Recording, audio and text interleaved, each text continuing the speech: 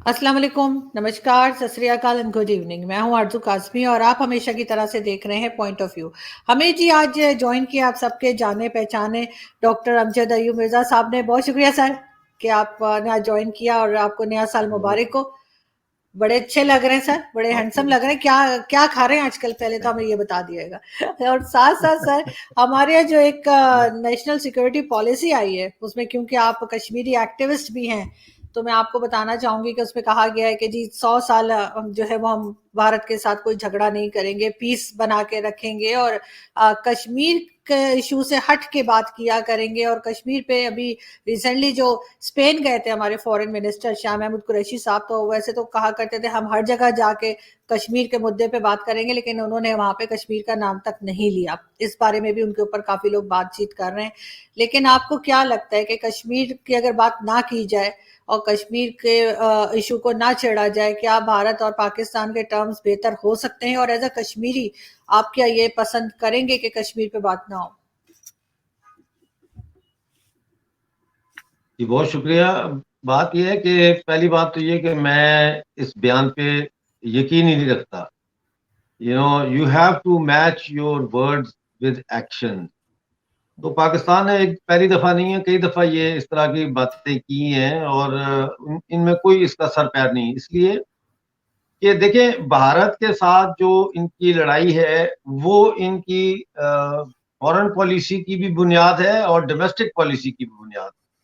दाखिला पॉलिसी जो है इनकी, वो सारी की सारी एक भारत के और हिंदू के खौफ के इर्द गिर्द बुनी गई है। उसी में तमाम इस्लामी तंजीमें, तमाम जहादी तंजीमें और फिर अफगानिस्तान और फिर कश्मीर जो है ये जुड़े हुए हैं। तो ये जब तक दाखिला पॉलिसी अपनी तब्दील नहीं करते, ये खारजा पॉलिसी कैसे कह रहे हैं कि ये तब्दील करें? अगर इन्होंने ये करना है, भारत के साथ ये सिंसियर है कि ये ताल्लुकात अच्छे रखें, बल्कि अच्छे बनाएं और जंग भी ना करें, तो फिर इन्हें वो तमाम फैक्ट्रियां भी बंद करनी चाहिए जो इस जंग के लिए कायम की गई थी, जिसमें सबसे पहले तो जहादी तंजीमें हैं, उसके बाद जो लॉन्चिंग पैड्स और ट्रेनिंग कैंप्स जो इन्होंने बनाए हैं वो, उसके बाद जो है जो इनकी दुनिया भर में सो कॉल्ड कश्मीरी तंजीमें काम कर रही हैं इंडिया के खिलाफ, उनका उनसे भी इनको हाथ खींचना चाहिए। ये तो 26 जनवरी को लंदन में ऑर्गेनाइज करवा रहे हैं बहुत बड़ा मुजाहरा रिपब्लिक डे पे इंडिया एम्बेसी के सामने। तो ये किस मुंह से कहते हैं कि ये इंडिया के साथ जो है ताल्लुकात नॉर्मलाइज करना चाहते हैं और ट्रेड करना चाहते हैं? असल मसला ये है कि आलमी सतह के ऊपर ये बिल्कुल कश्मीर के मुद्दे पर आइसोलेट हो चुके हैं। तो अब ये मुल्कों से कर्जा जिनसे लेते हैं उनको भी एक सॉफ्ट अपना इमेज दिखाना चाहते हैं, FATF को भी सॉफ्ट इमेज दिखाना चाहते हैं। लेकिन ये काम इस तरह चलेगा नहीं। देखें, दुनिया बेवकूफ नहीं है। जैसा मैंने कहा, मैं तो एक बहुत छोटा सा सियासी वर्कर हूं। अगर मैं ये बात समझता हूं कि पाकिस्तान को अपनी जो ये है, अपने जो कॉल और फेल को एक पेज पर रखना चाहिए और उसके लिए जहादी तंजीमों को ख़त्म करना चाहिए और ट्रेनिंग कैंप्स ख़त्म करने चाहिए, लॉन्चिंग पैड्स ख़त्म करने चाहिए और पाकिस्तानी कब्जे वाले जम्मू कश्मीर से अपनी फौजें वापस बुलानी चाहिए। गिलगित बल्तिस्तान में जो सी पैक चल रहा है उसको फौज से लेके तो सिविलियन पार्लियामेंट के हवाले करना चाहिए। तो ये चीजें जब तक नहीं होंगी, ये सब बातें जो है ये पानी पे बने हुए नकूश से ज्यादा इनकी अहमियत नहीं है। जी।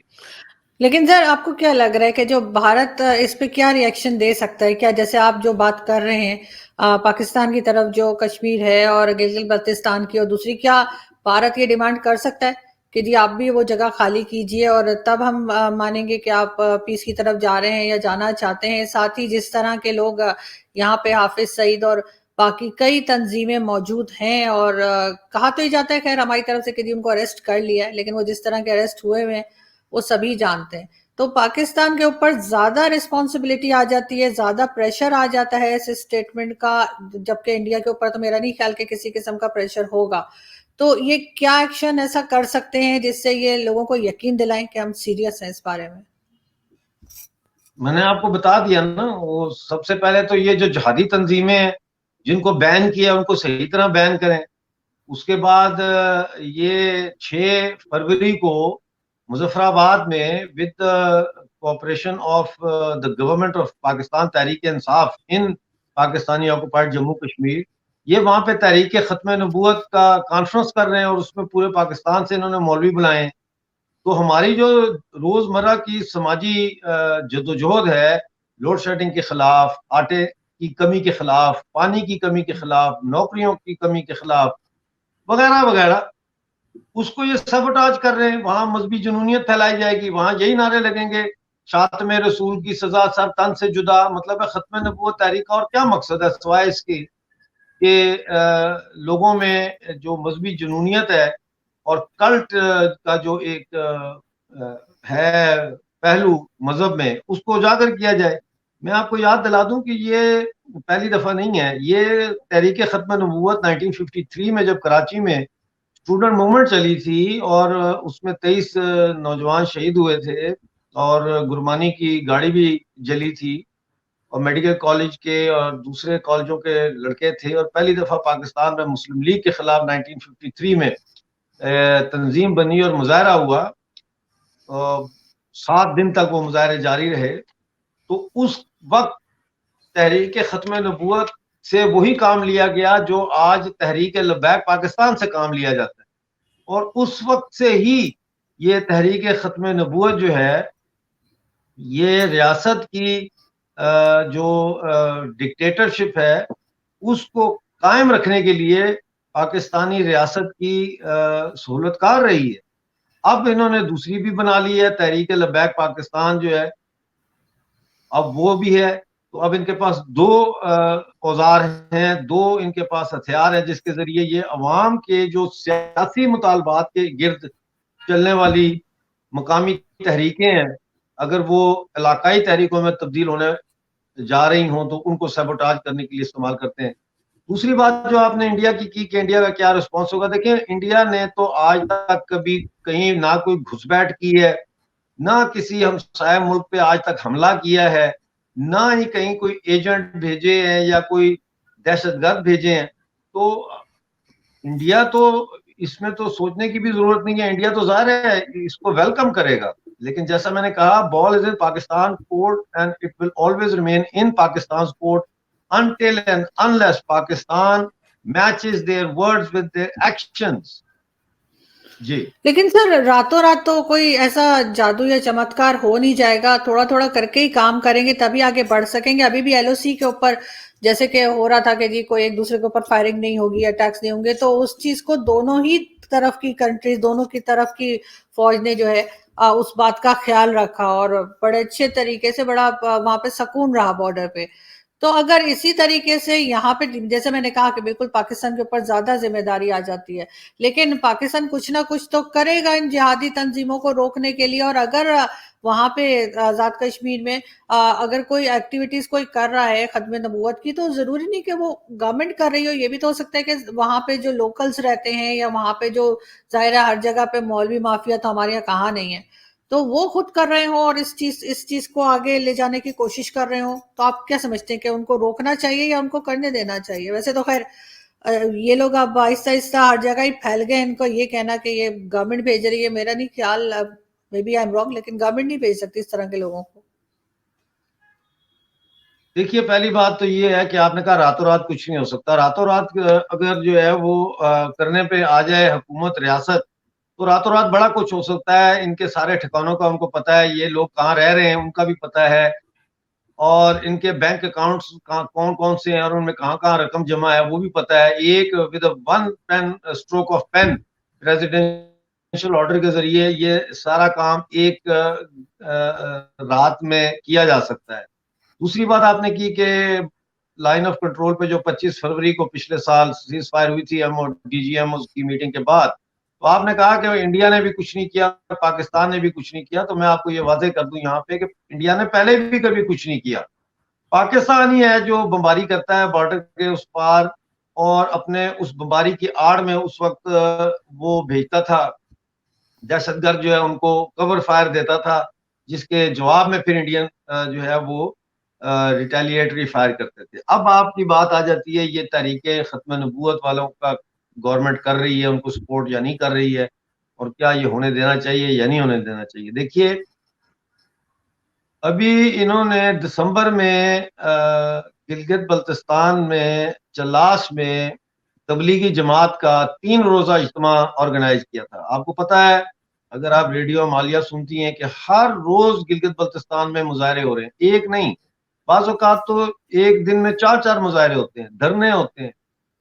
اور وہی جیسا میں کہہ رہا ہوں کہ بیسک نیسیسٹیز نہ ہونے کے کارن یہ لوگ مطالبے لے کے سڑکوں پہ نکلتے ہیں. تو 3 دن تک جو ہے وہ یہ تبلیغی جماعت کا اجلاس ان کا جاری رہا وہاں چلاس میں. اور ڈی سی جو تھے دیامر کے, انہوں نے تمام سرکاری محکموں کے لوگوں کو یہ آرڈر کر دیا تھا کہ 3 دن انہوں نے اور کوئی کام نہیں کرنا, بلکہ انہوں نے تبلیغی جماعت کا جو اجتماع ہے ان کے لیے ان کی مدد کرنی ہے, ہیلپ کرنی ہے. لہذا 24 گھنٹے بجلی ان کو دی گئی, 24 گھنٹے پانی دیا گیا, جبکہ گلگت شہر میں 18 اور سکردو میں 20 گھنٹے کی لوڈ شیڈنگ ہو رہی تھی. تو سرکار اس میں پوری طرح سے انوالو تھی. اسی طرح سے جو مظفر آباد ہے, مظفر آباد کے جو ڈپٹی کمشنر ہیں وہ اس 6 فروری کی کانفرنس کو پوری طرح سے اس کی نگرانی کر رہے ہیں, بلکہ نگرانی تو ایک ہوتا ہے نا سیکورٹی پرپز سے, ان کو فیسیلیٹیٹ کر رہے ہیں. گلگت بلتستان میں انہوں نے 1,20,000 نمازیوں کے لیے صفیں سرکار نے بنا کے دی وہاں اس کانفرنس کے تبلیغی جماعت کے اجتماع کے دوران. اب بھی یہاں پہ یہی کر رہے. اب آخری سوال کہ کیا یہ ختم نبوت کو اجازت ہونی چاہیے کہ نہیں ہونی چاہیے؟ میں سمجھتا ہوں بالکل نہیں ہونی چاہیے. ان سے پہلے تو یہ بات پوچھی جائے کہ بھئی ختم نبوت کا مسئلہ کیا ہے, کیا ایشو ہے؟ کیا پی او جے کے میں رہنے والے مسلمانوں نے ختم نبوت کو چیلنج کر دیا ہے؟ کیا انہوں نے یہ کہہ دیا ہے کہ حضرت محمد صلی اللہ علیہ وسلم جو ہے وہ آخری نبی نہیں ہے؟ وہاں تو سارے مسلمان ہیں, ہندوؤں کو تو آپ نے مار کے بھگا دیا, 25,000 ہندو تو میرے شہر میں آپ نے مارا, قتل کیا. تو یہ فتنہ اور فساد ہے. تحریک ختم نبوت کی پاکستان میں کوئی جگہ نہیں ہے, نہ کوئی ضرورت ہے, کیونکہ یہاں سارے جو ہے وہ اس مسلمان ہیں, اور جو مسلمان ہے وہ تو اس بات پر ایمان رکھتا ہے کہ حضرت محمد صلی اللہ علیہ وسلم جو ہے وہ آخری نبی ہیں. تو اس لیے یہ تحریک ختم نبوت کا کیا مسئلہ ہے؟ کہیں کوئی گنجائش رہ گئی ہے؟ تو یہ سب فراڈ ہے, یہ سب لوگوں کو دھوکہ دینے کا, لوگوں میں مذہبی جنونیت پھیلانے کا, اور وہ جذبات ابھارنے کا, اور ان کا دھیان جو ہے وہ اس سے ہٹانے کا. یہ جو سماجی مسائل ہیں اور معاشی مسائل ہیں, اور پھر آگے اب اس سال بلدیاتی انتخابات بھی آ رہے ہیں, اس میں انہوں نے تحریک لبیک پاکستان کو فلوٹ کیا ہے وہاں پی او جے کے میں, اور انہوں نے کہا وہ الیکشن لڑیں گے. انہوں نے اپنی باغ میں تنظیم سازی مکمل کر لی ہے, باقی جگہوں پہ بھی تنظیم سازی کر رہے ہیں. تو یہ سارا جو ہے یہ اسٹیٹ سپانسرڈ ہے ریلیجس فینیٹسزم کو ابھارنے کے لیے, اور یہ سمجھتے ہیں کہ ہم بچے ہیں, مطلب ہے ہم نے ساری زندگی جو ہے اس دست کی صحرائی میں گزاری ہے, ہم ان کی ایک ایک چال سے واقف ہے. یہ تھوڑی ہے کہ ہم جو ہے وہ اچانک ہمارا دماغ چینج ہو گیا اور ہم نے جو ہے وہ پاکستان کے ہم اتنے خلاف ہو گئے. ہم نے پہلے پاکستان میں رہ کے پاکستان کے نظام کی تبدیلی کے لیے بہت قربانیاں دی. جیل گیا ہوں میں, 17 سال میری عمر تھی جب مجھے ضیاء الحق نے گرفتار کروا کے تو 1 سال قید اور 5 کوڑوں کی سزا دی. میں 18 سال کی عمر سے ایگزائل میں ہوں. پہلے میں نے 6 سال ایگزائل میں چھپ کے چائنا میں گزارے, اس کے بعد پھر میں نے 3 سال یو کے میں گزارے, پھر پاکستان گیا. کتنی دفعہ ہم نے وہاں پہ کوشش کی ہے کہ وہاں پہ کوئی تبدیلی آئے, لیکن آخر ہم نے دیکھا کہ نہیں, وہاں پہ کوئی تبدیلی کی گنجائش نہیں ہے, کیونکہ معاشرہ اوپر سے نیچے تک اتنا کرپٹ ہو چکا ہے. اس کو اب اس میں اصلاح نہیں کی جا سکتی. اس چھت میں اتنے سوراخ ہو چکے ہیں کہ آپ 2 سوراخ بند کریں تو 4 دوسرے سوراخوں سے بارش کا پانی نیچے ٹپکنا شروع ہو جاتا ہے. یہ پوری چھت چینج کرنی پڑے.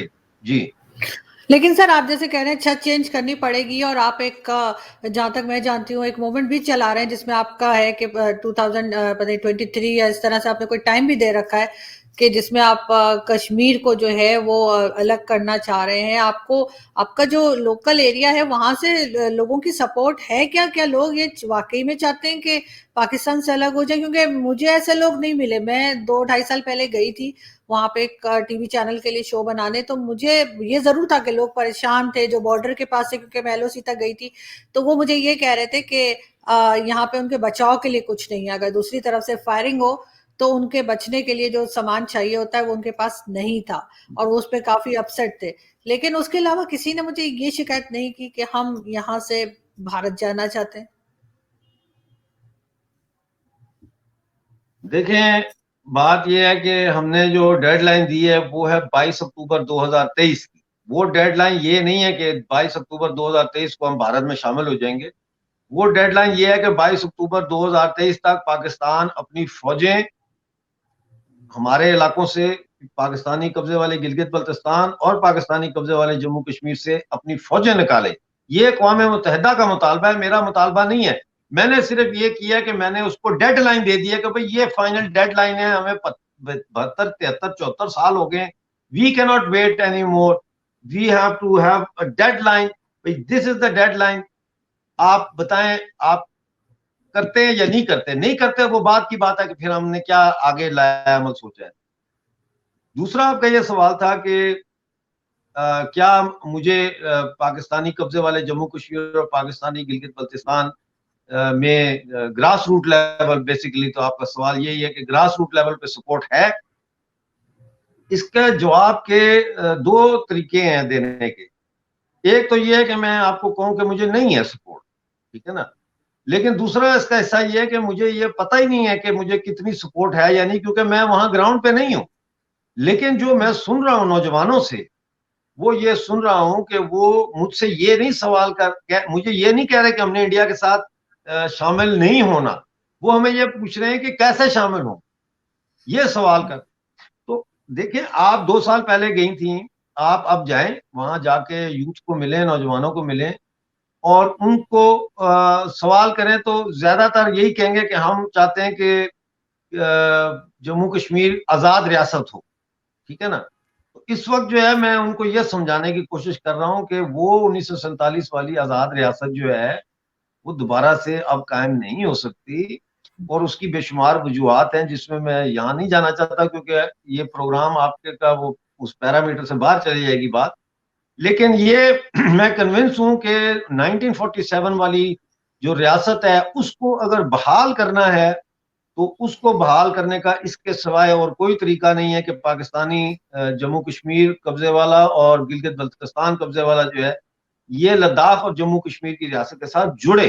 اس کے علاوہ اور کوئی راستہ نہیں ہے اس کو کرنے کا. اور یہ بھی میں آپ کو بتا دوں کہ اس میں بھی ہمارے پاس زیادہ وقت نہیں ہے سوچ بچار کرنے کا. جس تیزی سے پاکستان کے اندر تبدیلیاں رونما ہو رہی ہیں, چائنا کا انفلوئنس بڑھ رہا ہے, روس اور امریکہ کا جو کردار ہے, اور پھر اس خطے میں افغانستان میں جو نئی صورتحال بنی ہے, تو یہ گلگت بلتستان اور پاکستانی قبضے والا جموں کشمیر جو ہے یہ تحلیل ہو جائے گا.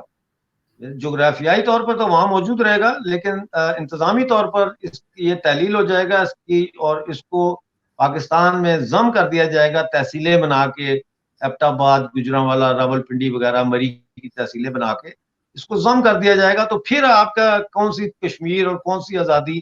تو کیوں میری بات کو نہیں سمجھتے یہ لوگ اور اس کے اوپر جو ہے وہ سوچتے اور غور و فکر کرتے. یہ جو میں کہہ رہا ہوں اس میں سب کی بقا ہے, پاکستان کی بھی بقا ہے, ہماری بھی بقا ہے, اور ظاہر ہے انڈیا کو تو کوئی فرق نہیں پڑتا, وہ تو اتنا بڑا ملک ہے. جو پاکستانی قبضے والا جموں کشمیر جو ہے وہ 6% بھی نہیں ہے پوری ریاست کا, وہ شامل ہو نہ ہو ان کو کوئی کیا فرق پڑتا ہے. اب تو وہ زمینی راستوں کی بھی وہ اہمیت نہیں رہی, اب تو انٹرنیٹ ہے, اب تو جو ہے وہ موبائل فونز ہیں, اب تو ہوائی جہازوں کے ذریعے اتنی رستے کھل گئے. اب تو وہ زمانہ نہیں رہا. نقصان ہمارا ہے, بھوکے ہم مر رہے ہیں. انڈیا کے جموں کشمیر والے تو بھوکے نہیں مر رہے, ہم بھوکے مر رہے ہیں. لداخ والے تو بھوکے نہیں مر رہے, گلگت بلتستان کے لوگ بھوکے مر رہے ہیں. اب یہ جذباتی نعرے لگانا کہ ادھر بھی لیں گے آزادی تو ادھر بھی لیں گے آزادی, بھائی کون آپ کے ساتھ ہے آزادی کے لیے؟ گلگت بلتستان والے کشمیریوں کے ساتھ نہیں ہیں, ٹھیک ہے، وہ نہ وہ جموں والوں کو کے ساتھ جانا چاہتے ہیں. لداخ والوں نے شکر کیا ہے کہ ان کو یونین ٹیریٹری کا وہ ملا ہے درجہ کہ کشمیر کے سیاستدان ان کا سارا فنڈ کھا جاتے تھے. اب وہاں ڈیولپمنٹ ہو رہی ہے، تو اٹ از اے فینٹیسی، یہ نہیں ہو لیکن سکتا. سر لاسٹ میں بس یہ پوچھنا چاہوں گی، اگر پاکستان گورنمنٹ جو ہے وہ کشمیر میں، جو ہماری سائڈ کشمیر ہے، اس میں ڈیولپمنٹ کا کام کرے، آپ لوگوں کی جو شکایتیں ہیں ان کو دور کر دے، تو پھر کیا آپ سمجھتے ہیں کہ پھر یہ لڑائی جھگڑا ختم ہوگا، اور جس کے پاس جو کشمیر ہے وہ رکھے، انڈیا کے پاس جو حصہ ہے وہ انڈیا رکھے، ہمارے پاس جو ہے وہ ہم رکھیں؟ صرف یہ کہ جیسے انڈیا ڈیولپمنٹ کر رہا ہے نا، وہاں پہ تو یو اے ای بھی جا کے جی مال جی، اور کیا کچھ بنا رہا ہے، وہی چیز اگر یہاں پر بھی شروع ہو جائے تو کیا بہتر ہوگا؟ دیکھیں آپ کے سوال دو ہیں. ایک تو یہ ہے کہ پاکستان اگر یہاں پہ ڈیولپمنٹ شروع کر دے، ہوں پہلی بات آرزو یہ سمجھنے کی ہے کہ ہم پاکستان کا حصہ نہیں ہیں، ہم پہ پاکستان کا قبضہ ہے. 22 اکتوبر 1947 کو انہوں نے فوجیں بھیج کے ہمارے اوپر قبضہ کیا ہے. ایکسکیوز می، لہذا ہم ان کی کالونی ہے. اب کالونی کا ماسٹر جو کنٹری ہے اس کے ساتھ رشتہ جو ہے وہ ایکسپلائٹیشن کا رشتہ ہوتا ہے، وہ برابری کا رشتہ نہیں ہوتا. ایک اس پی او جے کے اور پی او جی بی سے جو ہے وہ دولت اور جو وسائل ہیں ہمارے اور یہ سارا کچھ ہے، یہ پاکستان کی طرف بہ رہا ہے، پاکستان کی طرف جا رہا ہے. یہ الٹا نہیں ہو سکتا. پاکستان نے جموں کشمیر کی ریاست کے ٹکڑے کر کے ہمارے اوپر جو قبضہ کیا اور گلگت بلتستان پہ جو قبضہ ہے، اس کا مقصد انہوں نے اس لیے نہیں کیا تھا کہ ہائے ہائے یہ بڑے بیچارے غریب ہیں، ان پہ قبضہ کر لو، ان کو ہم ترقی دیں گے. انہوں نے اس لیے قبضہ کیا تھا کہ پانی ہمارا نکلتا ہے وہاں سے، ہمارے پاس لیتھیم ہے، یورینیم ہے، گولڈ ہے، کاپر ہے، جپسم ہے، خدا جانے کیا کیا ہے، روبیز ہے، دنیا کی بیسٹ روبیز ہیں. تو یہ اور اسٹریٹجک پوزیشن ہماری یہ تھی، تو اس لیے انہوں نے قبضہ کیا. And last but not least, انہوں نے قبضہ اس لیے کیا کہ یہ انگریزوں کی اس سازش کا حصہ بنے. جس طرح افغانستان میں یہ حصہ بنے امریکہ کا، اور انہوں نے وہاں کی ڈیموکریٹک گورنمنٹ کو، نور محمد ترقی کی گورنمنٹ کو ہٹایا، اس کے خلاف لڑائی کی. اسی طرح اس زمانے میں جیسے ہی پاکستان بنا، یہ برٹش کی سہولت کار بن کے انہوں نے برٹش کا پلان کیا، اس کو جاری کیا کہ ویسٹ جموں کا حصہ کاٹا جائے تاکہ بھارت کو سوویت یونین کا راستہ نہ دیا جائے، وغیرہ وغیرہ. دوسرا آپ کا سوال ہے ہم کیا چاہتے ہیں. آپ نے کہا نا جو آپ چاہتے ہیں وہ آپ کو مل جائے. ہم تو یہ چاہتے ہیں کہ پاکستان اپنی فوجیں نکال لے. دیکھیں نا، میں اور آپ بات کریں گے جب، ٹھیک ہے، آپ کے ساتھ میں آپ کے گھر آپ کے ساتھ میں بات کرنے کے لیے آپ کے گھر آتا ہوں، آپ اپنے 7 بھائی پیچھے کھڑے کر لیتی ہیں اور کہتی ہیں ہاں جی ہوں دسو جی کیا مسئلہ ہے آپ کا. تو میں آپ کے بھائیوں کو دیکھوں گا، آپ کو دیکھوں گا، میں کہوں گا یار آرزو نے اچھا ڈرامہ کیا. میں کہوں گا نہیں، یہاں تو بات نہیں ہو سکتی، کسی کافی شاپ میں ملتے ہیں. سمجھ آئی نا؟